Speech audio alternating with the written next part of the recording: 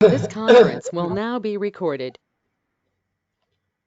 अद्य शुक्रवासरः अथवा भृगुवासरः पौष शुद्ध षष्ठी दिनांक तारीख किती का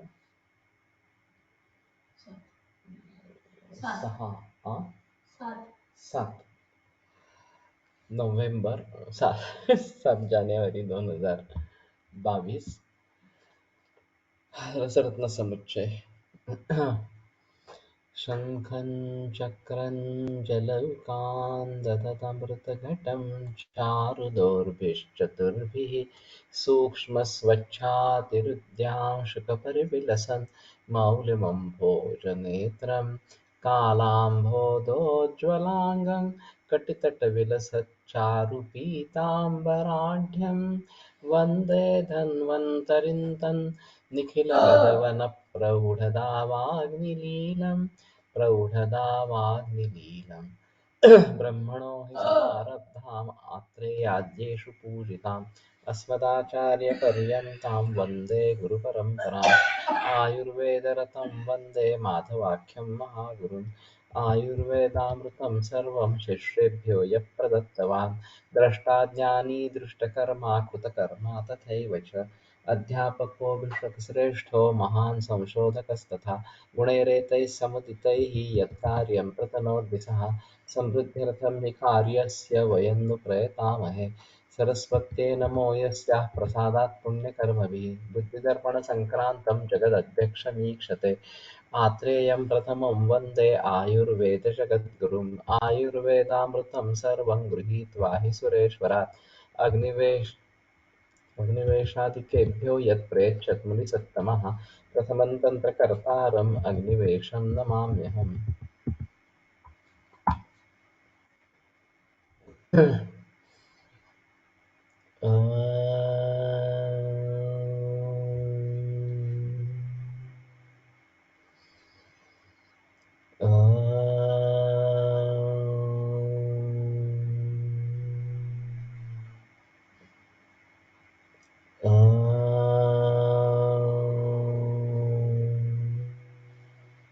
ॐ शान्ति शान्ति शान्तिः।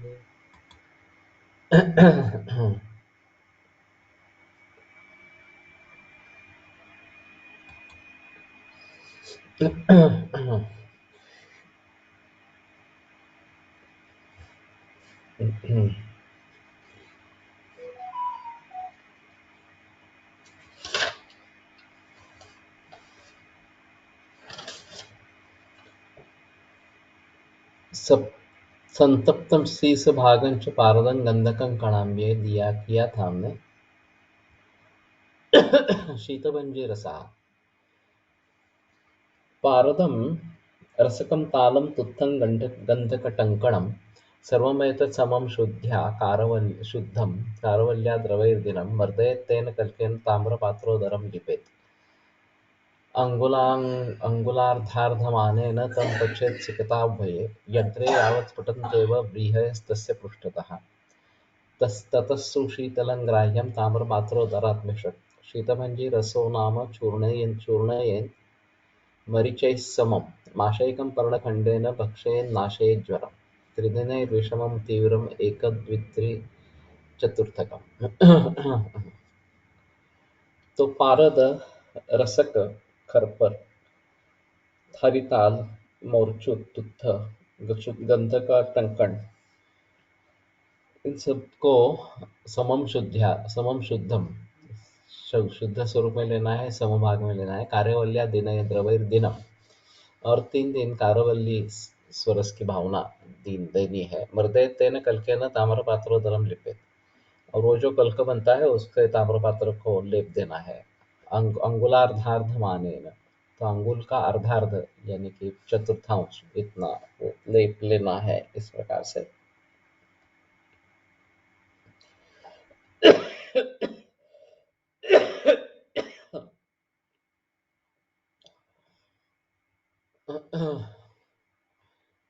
फिर सिकता यंत्र में पचन करना है, और उसके ऊपर ढक्कन रख के उसमें ये व्रीहि रखने हैं, और जब वो फूटने लगते हैं, लाजा बनने लगते हैं, तब बंद करें। तथा सुशीतलं ग्राह्यम, तो अपने आप ठंडा होने दे। ताम्रपात्रोदरात् भिषक, तो उसमें से जो ताम्रपात्रोदर में रखा है वो ले ले। शीतभंजे रसो नाम, उसमें तुल्य मरीच डालकर खल करे। माशयकम पर्णखंडेन नाशयन, तो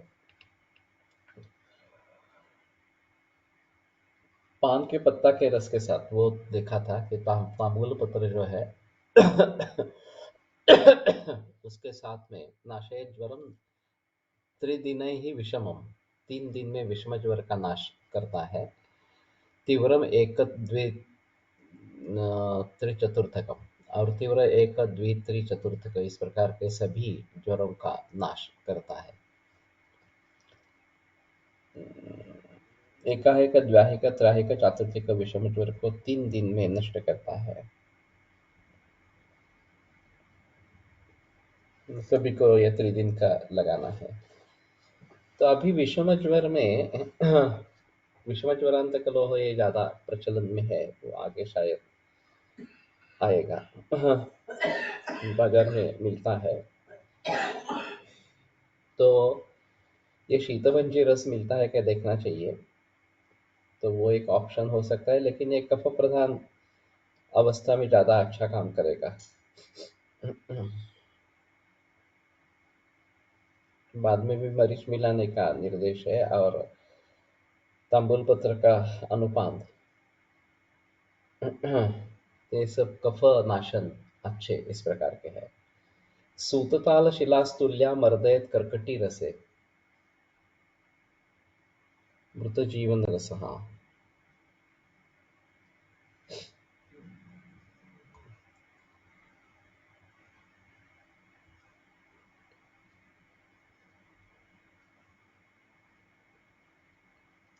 कुष्ठांड चूर्ण, यहाँ उल्टा पुल्टा है थोड़ा सा। तिलजय प्रतिशुद्ध तालम गाढ़ं विमर्त्य सुषुव्रि मलिनेन तुल्यम्, सुषुवि सलिलेन तुल्यम्। सूतेन हिङ्गुलभुवा सुकृताख्ये यन्त्रे गोलं विधाय परिवृत्तकपालमध्ये पत्रेण तं दिनपतेरभ्याय रुद्ध्वा सन्धिं तयोर्गूढसुधा कटिका शिवाभिः। वह्नौ पचेन् मृदुनिपातशिरस्थशाली वैवर्ण्यमात्रमवधिं प्रविधाय धीमात्।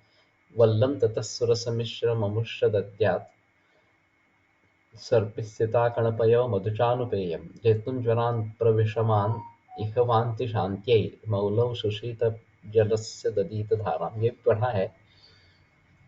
अथामयान्तं रसराजमौलि भूषामणिं तं ऋतुजीवनाख्यं सुधारसेन इव रसेन येन संजीवनं स्यात् सहसा तुराणाम्। तो ये सुधारस जैसा है, ये जो रस है वो, और आतुरों के लिए जीवन देने वाला, इस प्रकार का संजीवन देने वाला इस प्रकार का है। अब ये शीतभंजी रस फिर से आया यहाँ। सूतताल शिलास्तुल्या मर्दयत कर्कटी रसे ताम्रपात्रे विनिक्षिप्य तत्कल्कं कज्जलीकृतं विपचेत् वालुकायन्त्रे यथोक्त विधिना ततः दद्यान्मरीचचूर्णेन माशमात्रं विषग्वरः। प्रपिबेदुष्णतो यस्य चुलुकं शीतकज्वरे शीतभंजी रसस्सोऽयं शीतज्वरनिवारणः। तो पारद, हरिताल, मनशिला, ये सब तुल्य भाग मर्दयत कर्कटी रसे, और उसमें ककड़ी के रस के साथ मर्दन करना है। ताम्रपात्रे विनिक्षिप्य, और ताम्रपात्र में रखकर तत्कल्कम कज्जलीकृतम, तो इसमें गंधक डालना है, उस कल्क का कज्जली बनानी, उसका कज्जली बनानी है। और फिर वालुका यंत्र में यथोक्त विधिना पचन करे, और दद्यत मरीच चूर्ण माश मात्रम, तो एक माश इतनी मात्रा मरीच चूर्ण के साथ देनी है। प्रपिपेद उष्ण तो यस्य चुलुकम, और गर्म पानी की केवल एक चुलुक इतनी ही मात्रा लेनी है।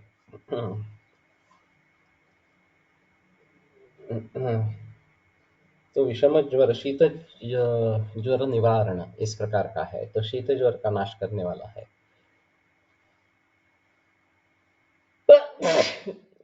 अभी तालिसादि चूर्ण और महासुदर्शन चूर्ण, इनका मैं प्रयोग करता हूँ।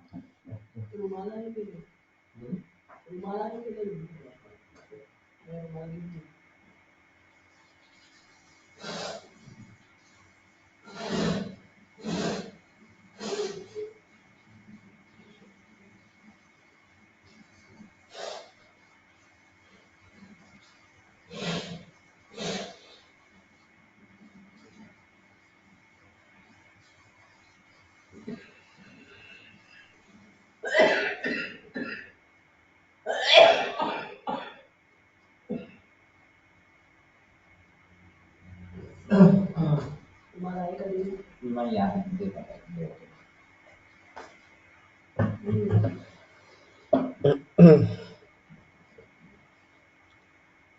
तो शीतपूर्वक ज्वर में ये काफी मुश्किल होती है। कभी कभी इतनी ठंड होती है कि 5-6 ब्लैंकेट डालने पर भी ठंड कम नहीं होती है।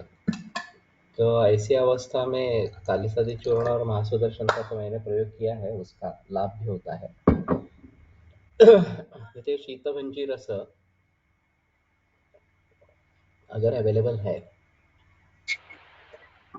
तो देखना चाहिए।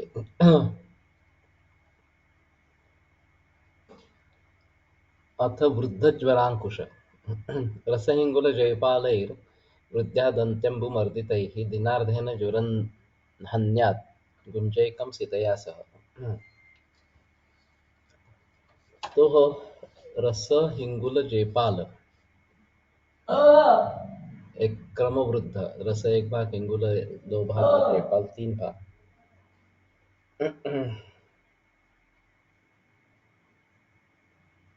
तो दंती के रस या क्वाथ से आधा दिन तक मर्दन करें।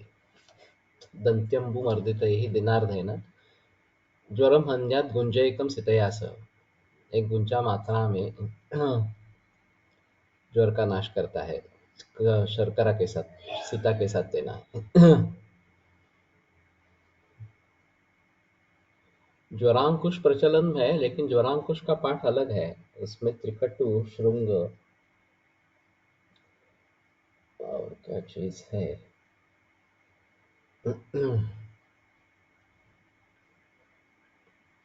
ये वृद्ध ज्वरांकुश है। अतः महाज्वरांकुश शुद्धम सूतम विषम गंधम धूर्तवो धूर्तबीजं त्रिभिः समं चतुर्भिश्च समं व्योष चूर्णीकृत्यं निधापयेत् दन्तभाण्डे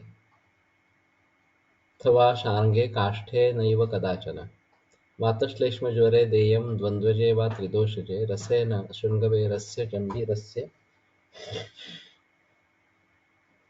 अथवा पुनः गुञ्जाद्वयं च जीर्णेऽस्मिन् दधिभक्तं प्रयोजयेत्। तो शुद्ध पारद विष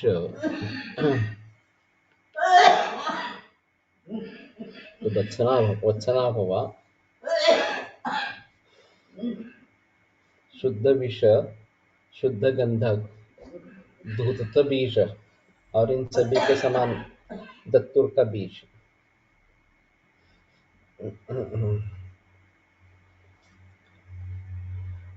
चतुर्भिश्च समम व्योषम, इन चारों के समान व्योष चूर्णीकृत्य निधापये, तो ये चूर्ण करके डाले। दंत भांडे तथा शांगे काष्ठे नैव कदाचन, काष्ठ में कभी नहीं डालना है। दंत भांड अथवा श्रृंग में, शांग। दांत के पात्र सिंह के पात्र तथा काष्ठ पात्र में न रखे।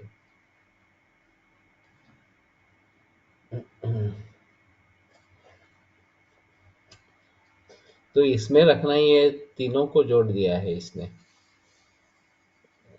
टीकाकार क्या कहते हैं, देखते हैं एक बार।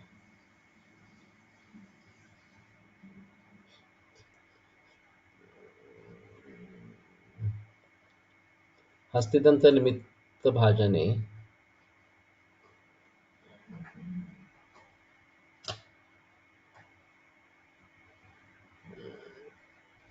शाङ्के माहेश दीप्नाजने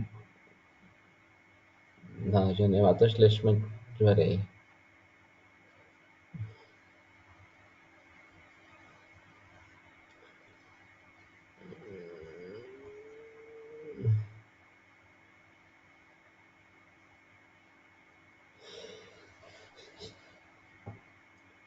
तो दंतभांडे अथवा शांगे भांडे निधापयेत और काष्ठे नैव कदाचन, काष्ठ पात्र में कभी रखना नहीं है, ऐसा ही है। इन्होंने तीनों में रखना नहीं है, ऐसा किया है।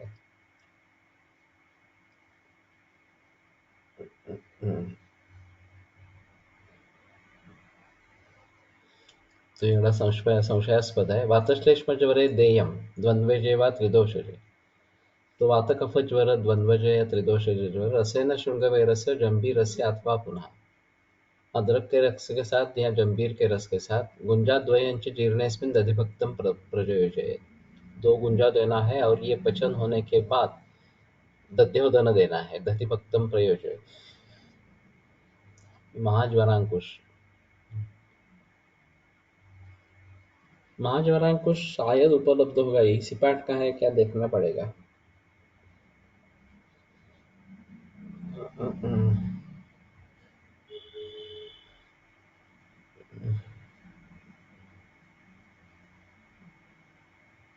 एकद्वित्रिदिनैर्हन्यात् ज्वरान् दोषक्रमेण तु महाज्वरांकुशो नाम रसोऽयं शम्भुनोदितः. 1, 2, 3 दिन में ये दोषक्रमेण एक एक दोष को नष्ट करता हुआ रोगी को रोग मुक्त कर देता है.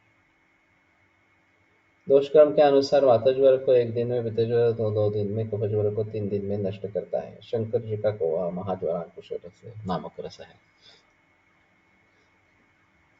तो अभी कहीं पे भी इस प्रकार से ये औषधियाँ उपलब्ध है क्या, कोई फार्मेसी बनाती है क्या, ये एक बार देखना पड़ेगा. और अगर उपलब्ध है तो प्रचलन में लाना. ये शायद अभी के कोविड-19 में भी उपयोग में लाया जा सकता है. विषय त्रिदोष शामक है. और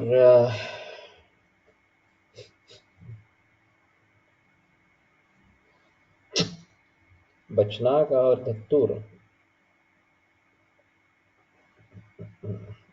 पारद.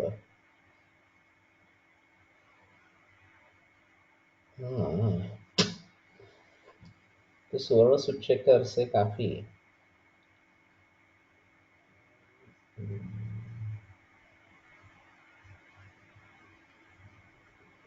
स्वर्ण सुचेकर आपको पाठ अलग ही है.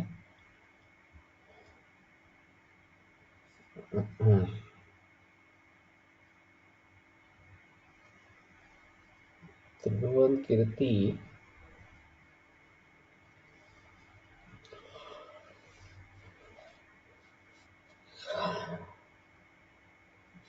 कृष्णम उन्मत्त बीजन चाहिए सुचेकर में है और बचनाग भी है. बचनाग है क्या माना, अभी मुझे याद नहीं आ रहा.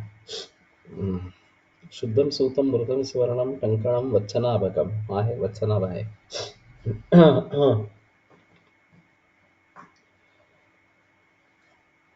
तो ये महाज्वरांकुश देखते हैं, अगर बाजार में मिलता है तो थोड़ी कोशिश करेंगे.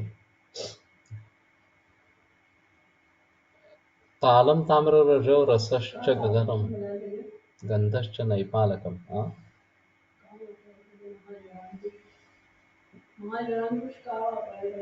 आहे आपल्याकडे तापासाठी. आताच्या कोविड-19 मध्ये कदाचित उपयोगी पडेल असं वाटतंय.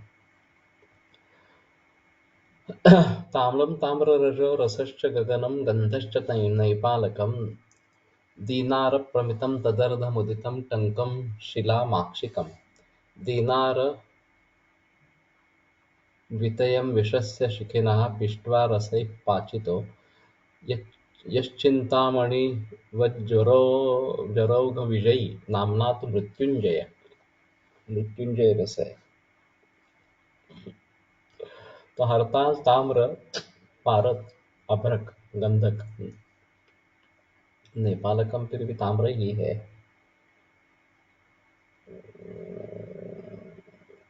नेपालक का मतलब यानी इन्होंने जयपाल किया है।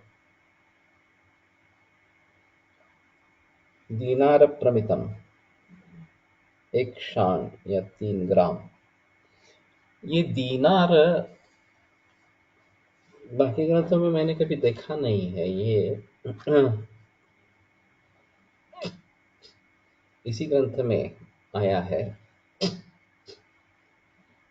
और अगर ये अरब कंट्रीज में प्रयोग में लाया जाने वाला इस प्रकार का शब्द है, तो इसका कुछ कनेक्शन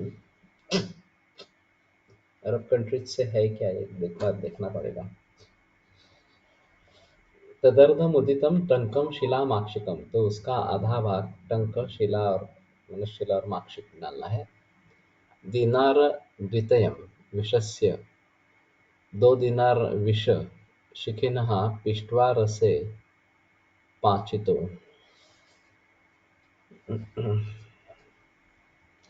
तो शिखिनः विषस्य ऐसा करेंगे,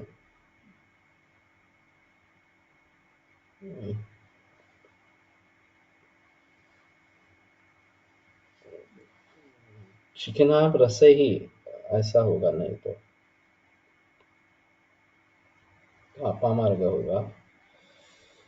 चित्र के स्वात मर्दन गला बनाए सुखा कर संपुट बना दे।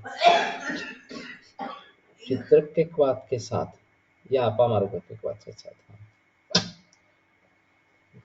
तो शिखी अपामार्ग के लिए शब्द है पर्याय, और चित्रक के लिए भी है। तो चित्रक या अपामार्ग के रस के साथ, कात के साथ। यश चिंतामणि ज्वरोघ विजयी, तो ज्वरोघ विजयी, ज्वरक को, ये समूह को नष्ट करने वाला।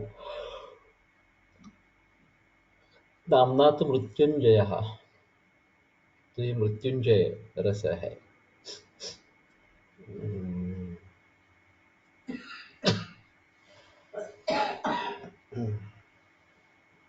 जयपाल का क्या रोल है? जयपाल काफी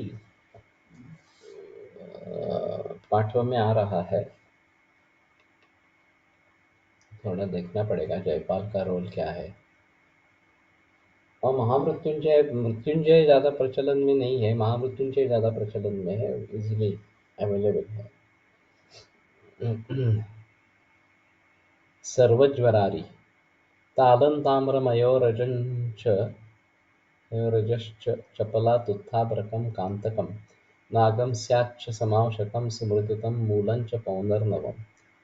भृङ्गिका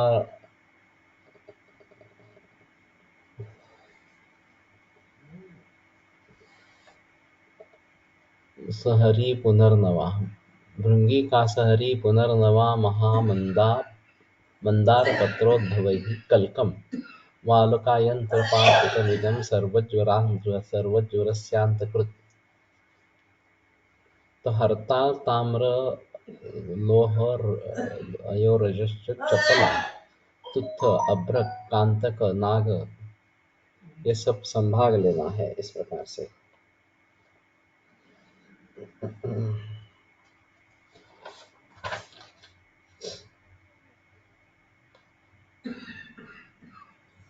किस्मत, तुत्थ, अभ्रक, कांतक,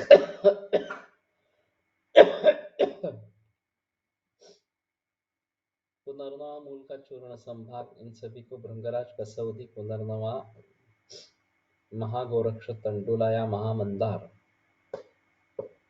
इत प्रत्येक के सरस से अच्छी तरह मर्दन करे और गोलक बनाकर सुखा ले। भृंगी का कासहरी है, कासमर्द होगा। पुनर्नवा, महामंदार, बड़ा अर्थ इस प्रकार का। पत्रोद्भव ही कल्कम, बालुका यंत्र पाचितमिदम सर्वज्वरस्यांतकृत, तो सर्वज्वरारी इस प्रकार का पाठ है।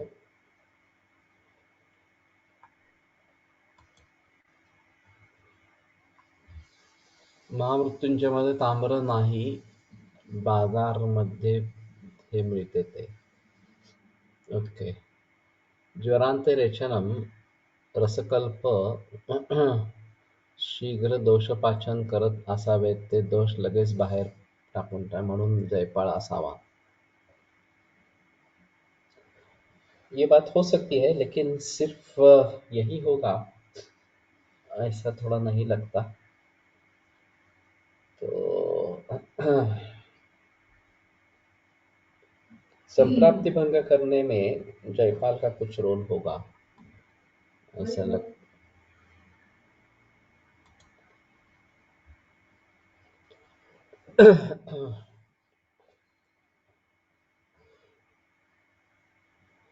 तुथेन तुल्यं शिवजश्च गन्धो गम्भीरनीरेण विमर्दनीयः दिनत्रयं मेलयतेन तुल्यं व्योषं ततः सिद्ध्यति चन्द्रसूर्यः. चन्द्रसूर्य.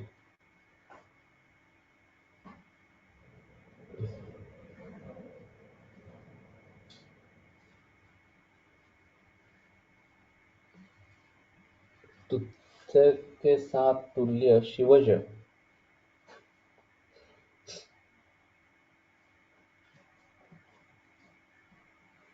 तो शिवज का मतलब पारा होगा. गंधक जंबीर नीरेण विमर्दनीय, और उसको जंबीर रस के मर्दन करना है. दिनत्रयम 3 दिन. मेलयन तेन तुल्यम व्योषः, और उसके साथ उतना ही संभाग व्योष डालने का. तथा सिद्धति चंद्र सूर्य. तो ये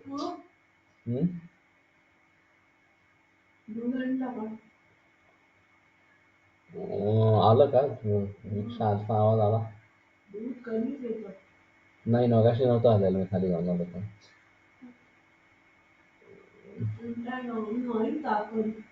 ठीक है.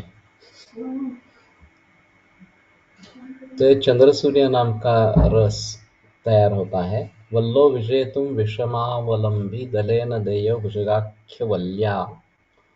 दुग्धम हितं स्यादिह शृंगवेर रसेन शैत्ये हि उपसेवनीयः. तक्रंसगर्भः जरशूलयोस्तु द्राक्षाम्बुनापथ्यमनन्तरोक्तम्. रोधं वरायाः सलिलेन शूलं जम्बीरनीरेण वराजलेन. अपस्फुटं वत्र नियोजनीयम् अभ्यञ्जनं निम्बपयोभयाभ्यां. कृतोदनं स्यादिह भोजनाय जम्बीरनीरेण निहन्ति गुल्मम्. हिङ्वलिकाम्बुनिम्बरसेन देयं लिहोदरे स्यादिह तक्रभक्तः. स्तम्भार्थमस्मिन् सततं पयस्यात् गुणो नियोज्य वमन प्रशान्ते.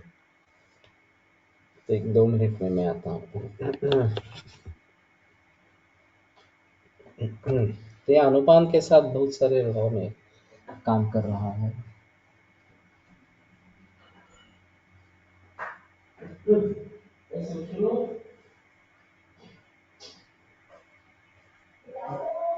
आज तो भी खा लेता हूँ.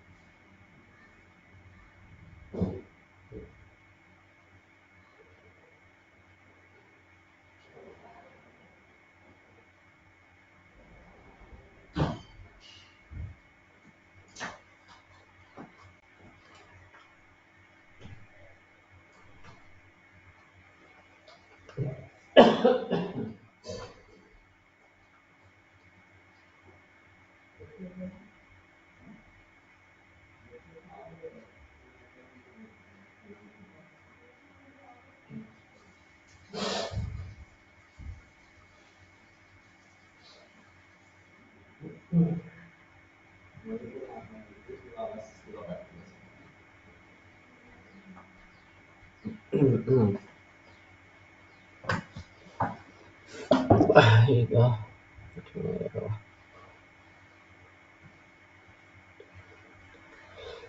तुम मोरचूत पारद गंधक और जंबीर नीर से विमर्दन और फिर दिन दिन और फिर उसके साथ में एक तुल्य व्योम डालना, इतना ही है। तो ये आसान है वैसे बनाने में। चंद्र सूर्य रस।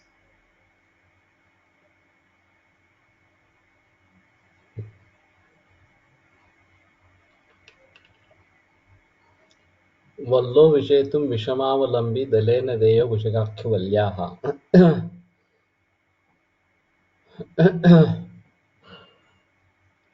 विषम जो नष्ट करता है।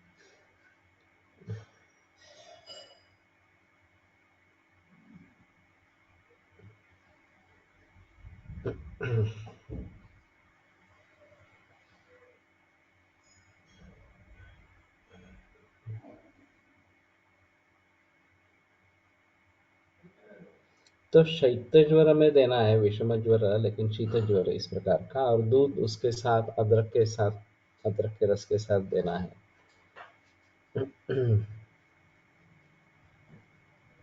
इस रस को सभी प्रकार के विषम ज्वर में 2 बल्ल की मात्रा में पान के रस के साथ प्रयोग करें।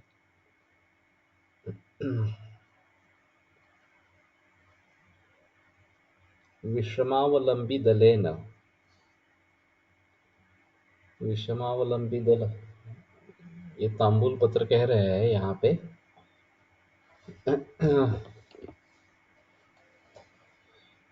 मालूम नहीं संस्कृत टीका में कुछ है क्या। विषमाश्रितः ज्वरमिति शेषः।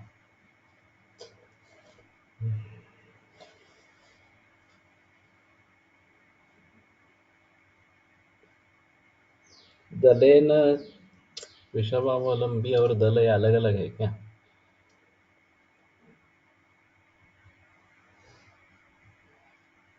नागवल्या तांबूलस्य।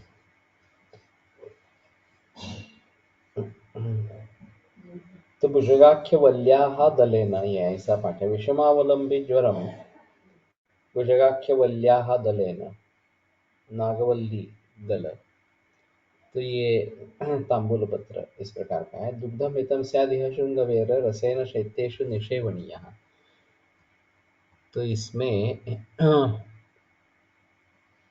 शृंगवेर रसेन शैत्ये शृंगवेर रसेन दुग्धम हितम तक्रं सगर्भज्वरशूलयोस्त स्वस्तु द्राक्षाम्बुनापथ्यम अनंतरोक्तम्। सगर्भज्वरशूलयोः, सगर्भाज्वरशूलयोः।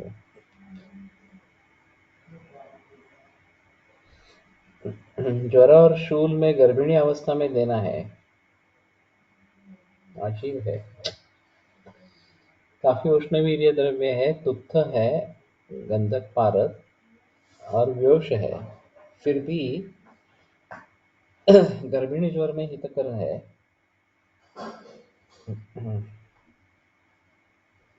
द्राक्षांबना पथ्यम अनंतरोक्तम। दोष के अनुसार कहे गए अनुपान।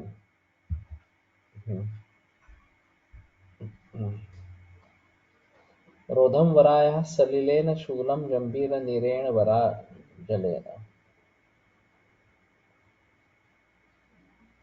काफी क्लमजी रचना है।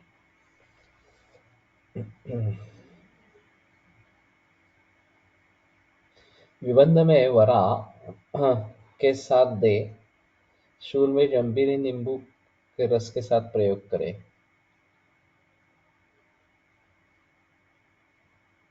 अपस्कृतवत्र नियोजनीयम अभ्यंजनम निम्बपयो भवाभ्याम।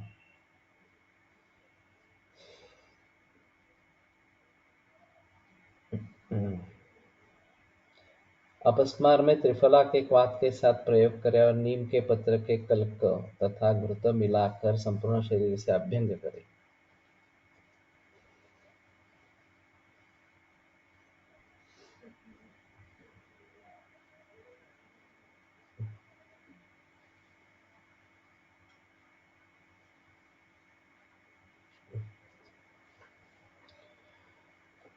हाँ, ये अन्वय लगाना काफी मुश्किल हो रहा है यहाँ पे।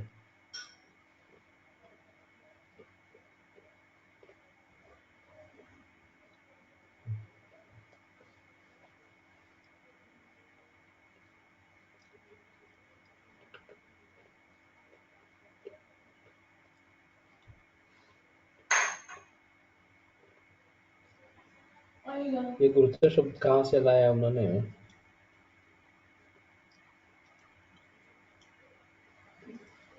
नीम के पत्ते और घुतक, इसके साथ अभ्यंग करना है।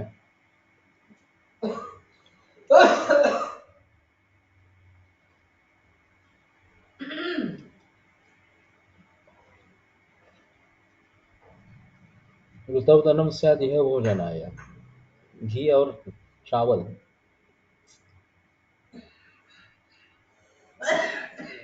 पुराना चावल का भात और घृत सेवन करें। जंबीर नीरेण निहंति गुल्म, जंबीर जल से गुल्म का नाश करता है।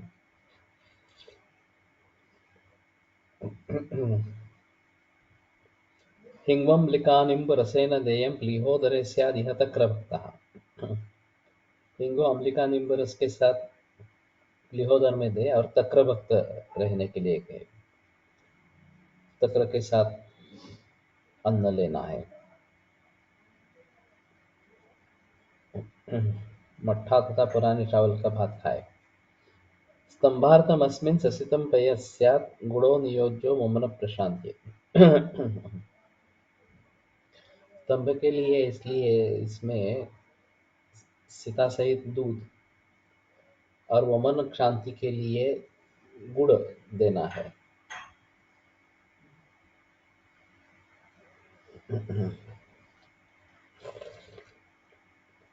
तो वैसे देखा जाए तो बनाने में ज़्यादा मुश्किल नहीं है। गर्भिणी अवस्था में भी प्रयोग में लाया जा सकता है, ये एक अहम मुद्दा है।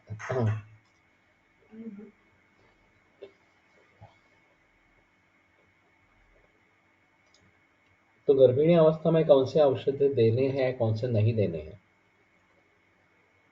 एक बड़ा सवाल है। और उष्ण तीक्ष्ण तो नहीं देने हैं, ये तो मालूम है।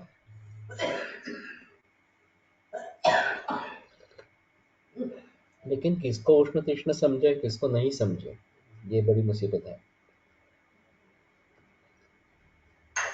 तो तुत्थक होने के बावजूद भी गर्भिणी अवस्था में देने के लिए बताया है, एक अहम मुद्दा रहेगा।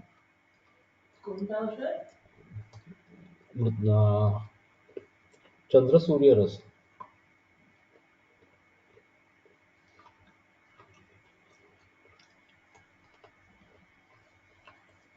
और 3 दिन में तैयार हो जाएगा।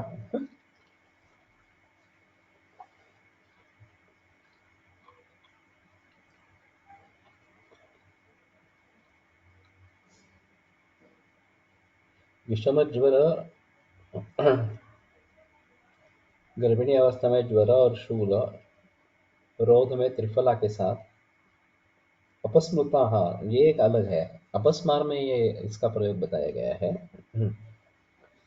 और उसमें निम्ब और घृत का अभ्यंग बताया है। तो ये भी थोड़ा अजीब है। वैसे अपस्मार एक डिफिकल्ट है व्याधि ट्रीट करने के हिसाब से। और एलोपैथी में मास्किंग ऑफ सिम्टम्स हो जाता है, तो हमारे पास ज़्यादा लोग आते नहीं हैं।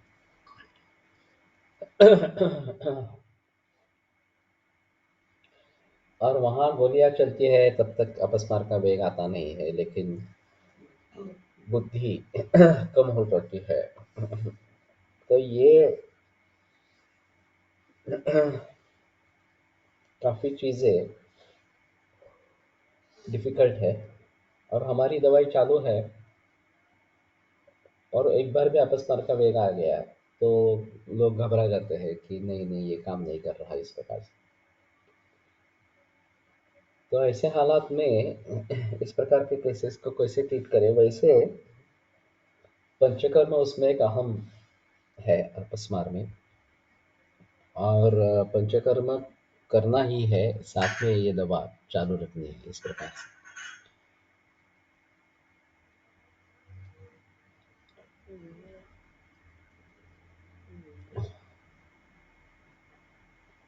विष प्रयोगायोग्य निर्देश, तो ये काफी मुझे लगता है चंद्र सूर्य रस बना सकेंगे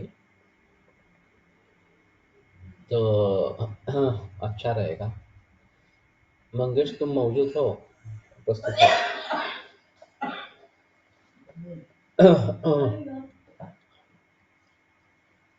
तो शायद इससे अच्छी बात बनेगी।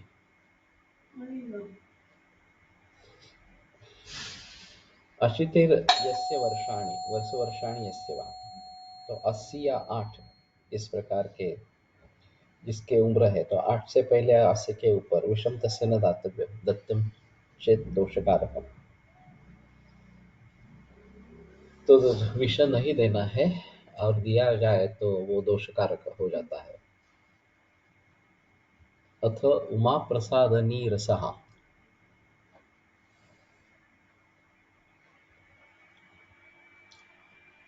उमा प्रसादनो रसः, उमा प्रसादनः, उमा प्रसादनः। मेघपारद वैगंध विषव्योष पटूनि च जीरकद्वयमेतानि समभागानि कारये। मेघपारद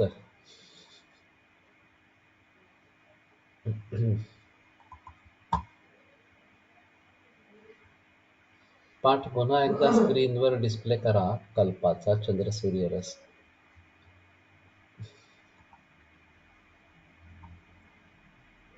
तिथेन तुल्यम शिवजश्रीगंधो जंभीर निर्णयेण विवर्धनीय, इतना ही है एक्चुअली। तुथ, पारद, गंधक, इसका तीन तीन गंभीर रस से मर्दन करना है, और फिर उसमें समभाग व्योष डालना है। इतना ही पाठ है।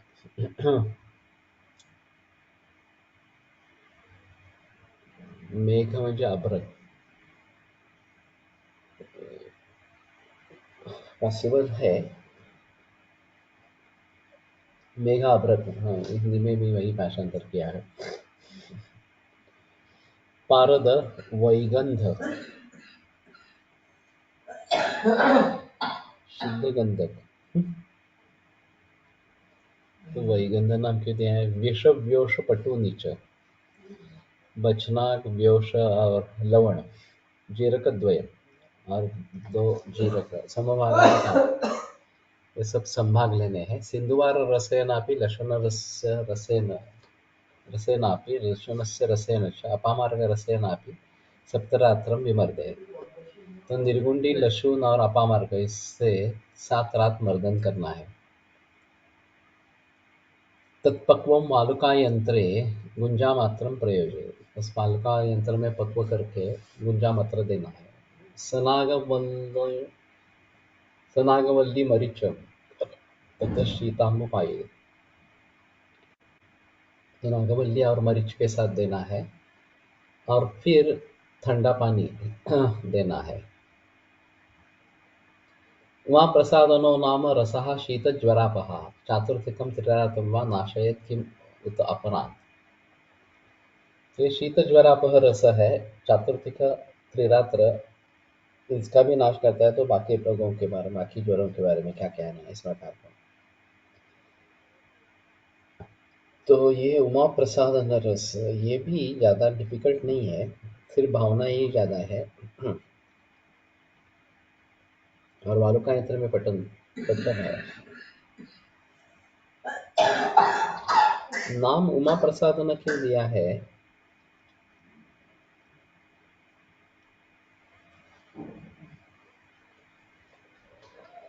हाँ,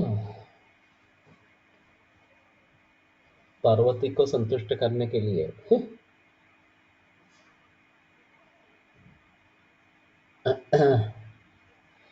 अथ अथ ज्वराङ्कुशरसः टङ्कणं रसगन्धौ च समभागान् प्रकल्पयेत् नैपालं द्विगुणं दत्त्वा मर्दयेत् खल्वमद्यतः श्लक्ष्णता याति तद् यावत् तावत् तन्मर्दयेत् शनैः सैन्धवं मरीचं शङ्खं चिञ्चाक्षारं समाक्षिपम् तुल्यमेतत्त्रयं कृत्वा निम्बतोयेन मर्दयेत् क्षणप्रमाणवटकान् भक्षये च दिनत्रयम् एकाहिकं द्व्याहिकं त्रयाहिकं च चतुर्थकं सर्वज्वरविनाशाय ज्वराङ्कुश इति स्मृतः। तो टंकण पारद गंधक ये सब समभाग लेने हैं नैपालन विकुणन दत्वा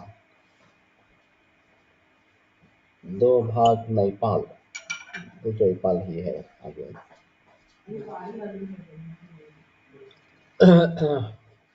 श्लक्षणता याति तत् यावत तावत तन मर्दयेत शनैः तो उसका श्लक्षण बन जाना चाहिए तब तक ये खल करते रहे। सैन्धवं मरीचम शंखम चिंचाक्षारम समाक्षिकम तुल्यम एतत्त्रयं कृत्वा निम्बुतो येन मर्दयेत्। सैन्धव मरीच शंख चिंचाक्षारा और माक्षिक ये सब तुल्य करके निम्ब तो ये न मर्दयेत्। निम्ब नैपाल का अर्थ यहाँ पे तो जयपाल किया गया है हिंदी में।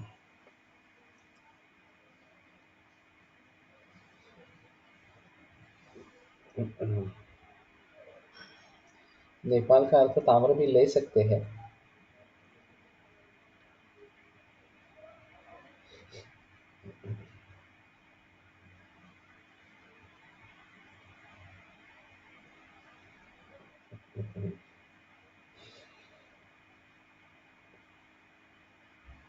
एकाहिक द्व्याहिक त्रयाहिक चातुर्थिक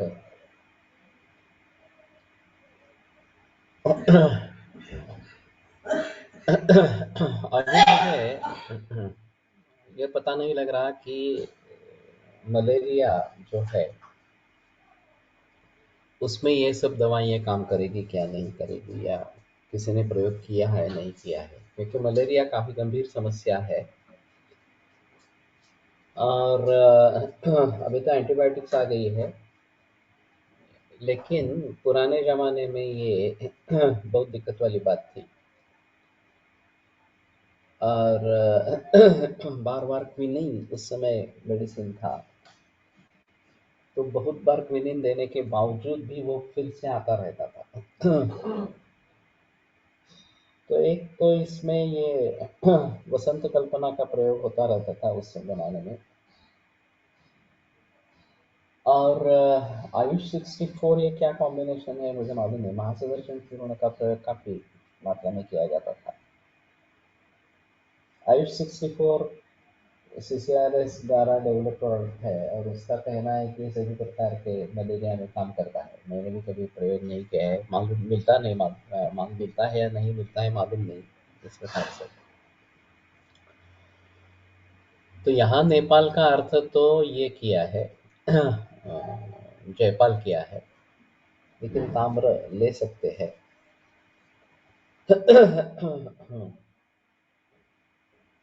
तो एकाहिक द्व्याहिक त्राहिक चतुर्थिक सभी प्रकार के ज्वर का विनाश करने के लिए अच्छा बताया गया है। तो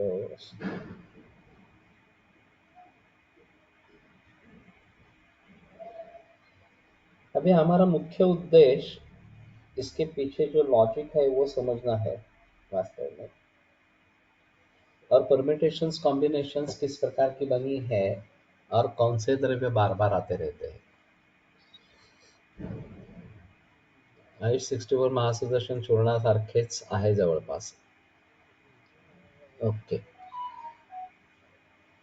लेकिन इन विवो स्टडी हुआ है शायद इसके ऊपर। इन विट्रो तो मुझे मालूम नहीं है। विट्रो आयुर्वेद की दृष्टि से सिद्ध करना काफ़ी मुश्किल है। लेकिन इन विवो स्टडीज हुए होंगे। अब बाकी देशों ने इसको कितनी मान्यता दी है या पेटेंट के बारे में सोचा है मालूम नहीं है। वैसे इनकी डायबिटीज़ की भी दवा आ गई है सीसीआरएस की। अपतर्पण जाति की ही है, मुझे नाम अभी याद नहीं आ रहा। वैसे CSIR ने भी निकाली है, 5 रुपए में एक गोली, दिन में 2 गोलियां डायबिटीज कंट्रोल के लिए। उसका भी मुझे नाम अभी याद नहीं आ रहा।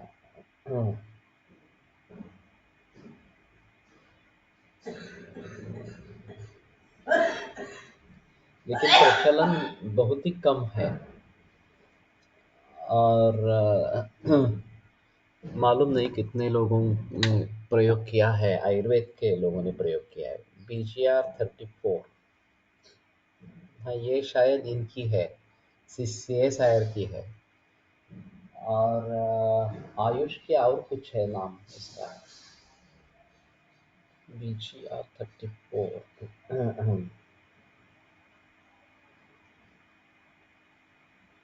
तो अभी डायबिटीज तो काफी तेजी से बढ़ रहा है, और अगर हमें एक विकल्प देना है एलोपैथिक के मेडिसिन को, तो काफी स्कोप है वास्तव में, चाहे उनके तरीके से हो। लेकिन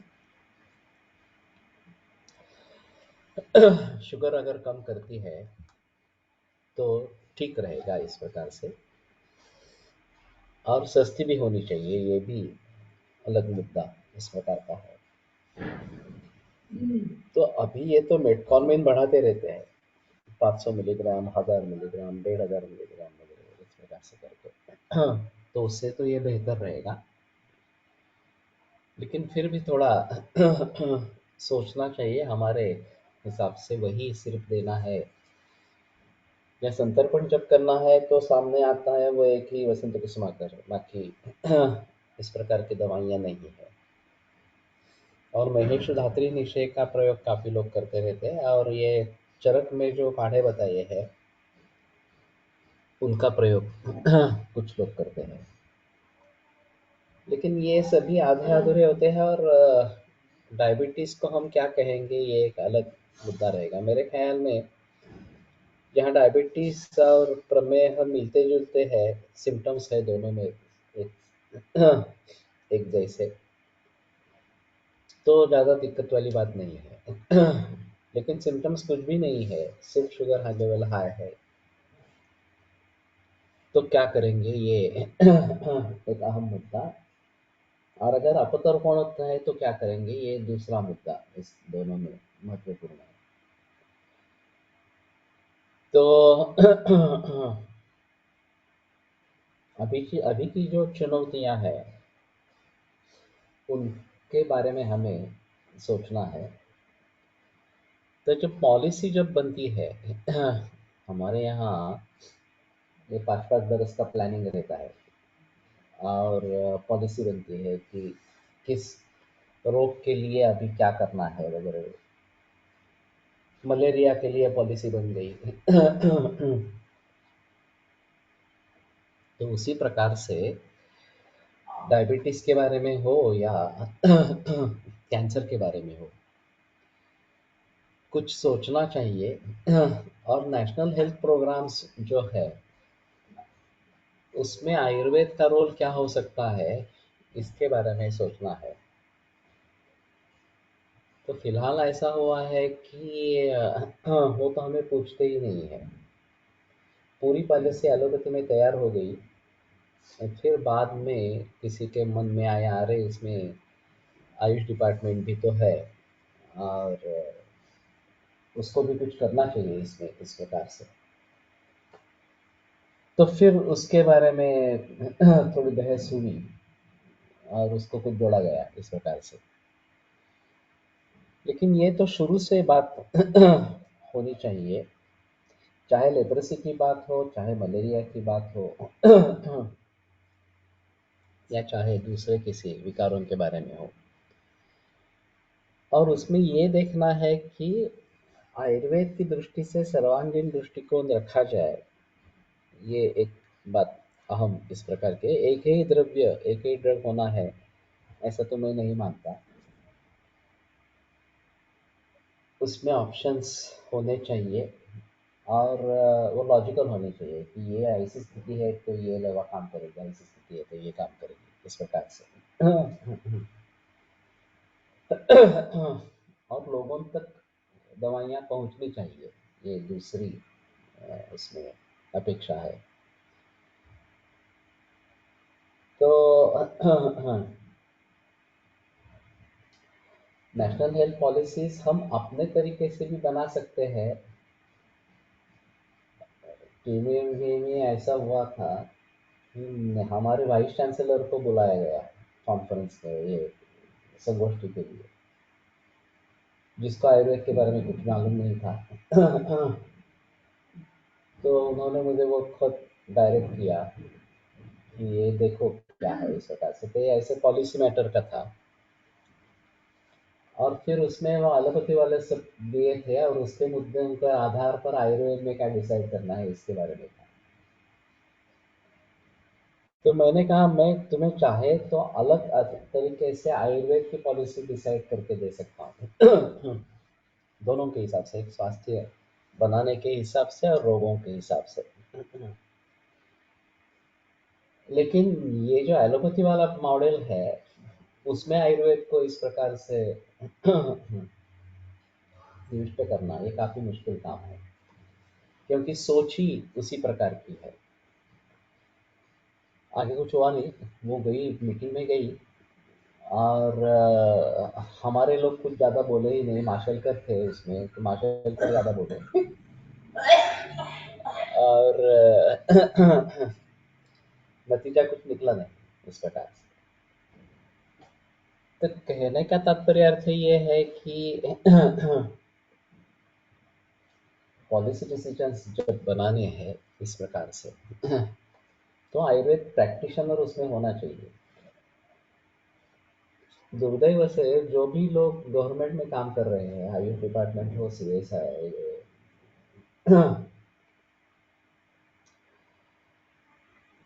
सीसीआरएस हो, इनमें से कोई प्रैक्टिशनर ही नहीं है। सबके पास डिग्री है, एमडी क्वालिफिकेशन है, और फिर कागजी काम चलता रहता है। तो जब तक ये नहीं होगा तब तक ये मुश्किल है।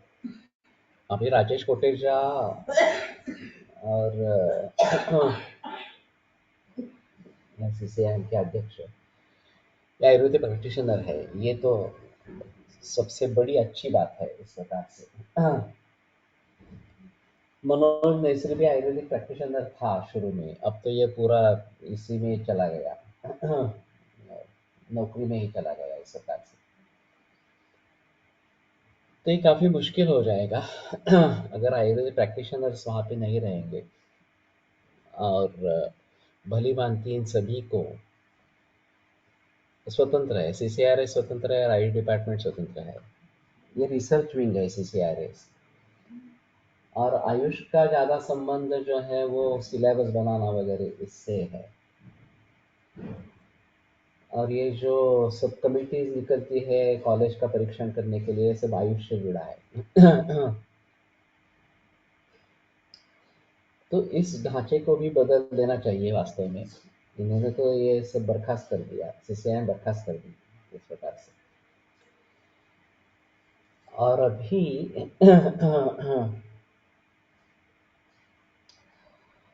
12 लोगों की कुछ कमेटी है, ऐसा है। तो इन सभी के बारे में जानकारी होना बहुत जरूरी इस प्रकार का रहेगा, और कैसे उसमें परिवर्तन लाए ये सोचना जरूरी इस प्रकार का होगा। जब तक अच्छे प्रैक्टिशनर्स की संख्या बढ़ती नहीं है, जो डबल ग्रेजुएट है, और वो अगर सीसीआरएस में या आयुष में चले जाते हैं तो कुछ बदलाव होगा। मालूम नहीं कितना देर लगेगी, कितनी देर लगेगी, होगा नहीं होगा वगैरह वगैरह। लेकिन प्रयास तो होने चाहिए इस प्रकार से। तो ठीक है, अभी यहीं पे रुकते हैं, कल आगे बढ़ाएंगे। आयुर्वेद प्रकांडो निगदित इह हि शल्यतंत्र प्रधानः शिष्येभ्यः शाश्वतोऽयं निखिलजनकृपा व्याप्तचित्तेन येन आयुर्वेदस्य वाञ्छन् पुनरपि भुवने काञ्च सुष्ठुप्रतिष्ठां श्रेष्ठं धन्वन्तरिं तं प्रणमति च सदा वैद्यवर्गो हि नूनं वैद्यवर्गो हि नूनम्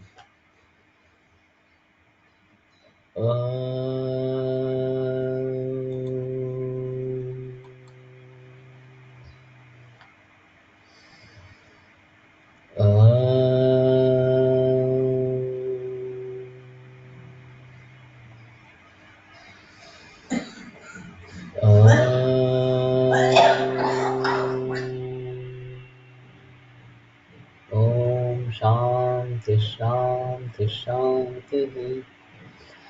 प्रॅक्टिशनर्सनी या संस्थेत जाण्यासाठी काय मार्ग अवस्था आहे व्यवस्था है नहीं बता सकते काफी मुश्किल होता है लेकिन होने तो चाहिए कुछ ना कुछ किसी न किसी तरीके से इस प्रकार से. जैन देव पुजारी वैसे इलेक्शन लड़के सीसीएम अध्यक्ष बन गए, ये काफी कठिन है. तो ठीक है, देव पुजारी और राजेश कोटेचा इनसे काफी अपेक्षाएं है.